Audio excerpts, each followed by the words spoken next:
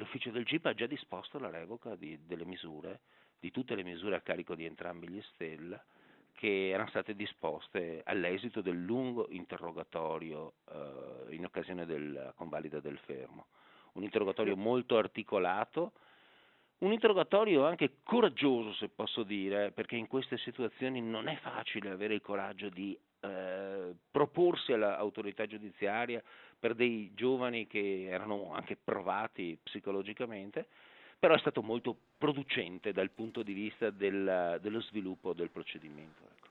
Ecco, loro avevano sempre mantenuto la stessa Assolutamente, dichiarazione. ma sono stati di una coerenza e anche di un dettaglio che credo sarà estremamente utile alla Procura per andare ad approfondire in futuro le responsabilità di coloro i quali hanno, con delle dichiarazioni sicuramente non veraci, non veritiere, hanno messo in piedi questo orrendo meccanismo, perverso meccanismo marchingegno, a carico di questi due fratelli che in realtà erano estranei a quegli addebiti che venivano elevati loro, lo hanno sempre detto, lo hanno detto dal primo momento con coerenza, con ricchezza di particolari, con tutto l'apporto gnoseologico che potevano ricordare da una serata così convulsa, così triste, e alla fine quello che loro hanno detto si sta puntualmente materializzando passo dopo passo.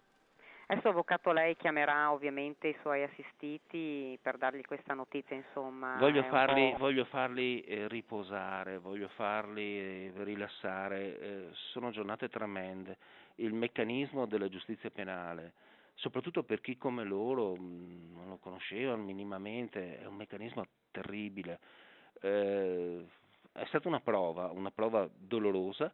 Domani sicuramente farò un incontro con loro anche proprio per sorridere insieme rispetto a quello che era uno scenario catastrofico per le loro vite,